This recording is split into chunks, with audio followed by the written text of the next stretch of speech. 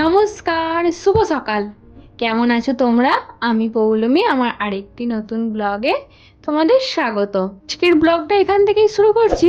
এখন আমি যাচ্ছি পড়াতে।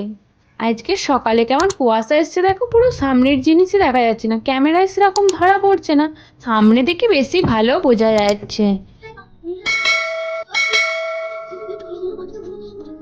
পড়ানো হয়ে গেছে, এবার চলো বাড়ি যাই। বাড়িতে এসে দেখলাম মা এখানে ঘুগনি বানাচ্ছে। ঘুগনি শসা দিয়ে মুড়ি খেয়ে নিই। মা আজ বড়ি দিচ্ছিল। মাকে উঠিয়ে ক্যামেরাটা ধরিয়ে বললাম তুমি একটু ভিডিও করে দাও, আমিই দিই বড়ি। তো কেমন হচ্ছে দেখো তো।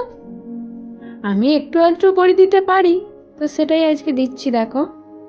রোদ্দুর ভালোই, সকালে যা কুয়াশা করে এসেছিল, এখন বেশ ভালোই রোদ উঠেছে। আর বড়িগুলো মনে হচ্ছে তাড়াতাড়ি উঠে যাবে। শীতের রোদ বলে এখনো বসে বড়ি দেওয়া যাচ্ছে, এরপরে তো যা গরম পড়বে আর রোদে বসাই যাবে না। আর একটুই আছে, এগুলো আমিই দিয়ে শেষ করে দিই চলো। শীত তো প্রায় শেষের দিকে, আর গরমের এই সময় দেখবে খুব পা ফাটে। শুধু মুখের যত্ন নিলে তো চলবে না, পা গুলোরও তো একটু ভালো করে যত্ন নিতে হবে। তাই আজকে আমি ঘরোয়াভাবে পেডিকিওর করে নিচ্ছি।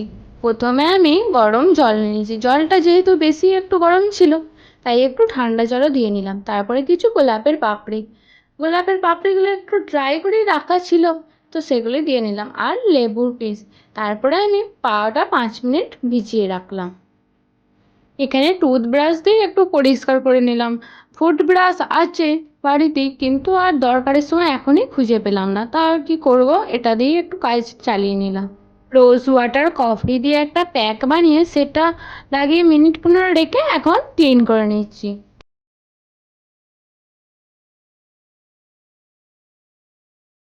পাটা যেহেতু অনেকক্ষণ ভিজেছিল, এখন নখের ডেড সেলসগুলো পরিষ্কার করতে বেশ সুবিধা হয়। সেগুলো ক্লিন করে নখের মধ্যে ভালো করে কিউটিকেল অয়েল লাগিয়ে নিচ্ছি। পায়ের ড্রাইনেসটা দূর করতে ভালোভাবে ময়শ্চারাইজার লাগিয়ে নিচ্ছি। ময়শ্চারাইজারের সাথে সাথে ভালো করে মাসাজও করে নিচ্ছি, এতে পাটা ভালো সফট থাকে।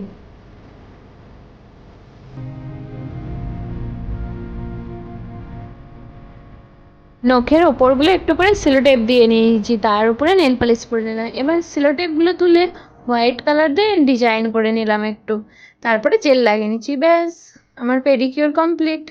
মা এখানে গোবিন্দভোগ চাল ধুয়ে রেখেছিল, আমি নুন, হলুদ, আদা বাটা, ঘি দিয়ে ভালো করে মিক্স করে দিচ্ছি। এটা আমি বাসন্তী পোলাওয়ের জন্য রেখেছিল। এটা মিক্স করতে করতেই শুনলাম কিসের যেন একটা আওয়াজ।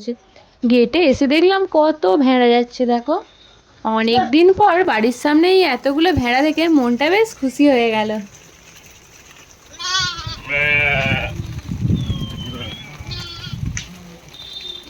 কত আসছে পিছনে পিছনে।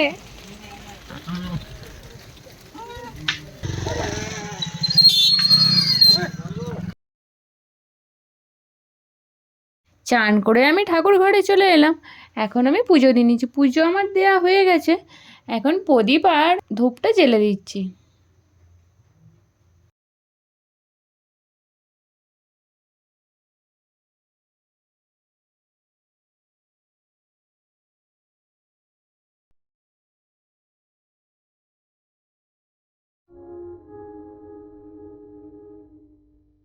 দুপুরে বানিয়েছিল বাসন্তী পোলাও আর চিকেন কষা।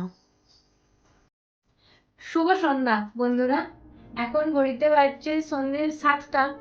বিকালের দিকে একটু হাঁটতে গিয়েছিলাম, কিন্তু এত ঝড় বৃষ্টি উঠে গেছে, তো চলে এলাম, পুরোটা যেতেও পারিনি। ভিজিনি, যাই হোক ছুটে ছুটে চলে এসেছি। আর আমার সন্ধ্যের দিকে পড়ানো ছিল, কিন্তু যা ঝড় বৃষ্টিতে বাইরে যাওয়া যাবে না, তাই আজকে আর যাওয়া হবে না।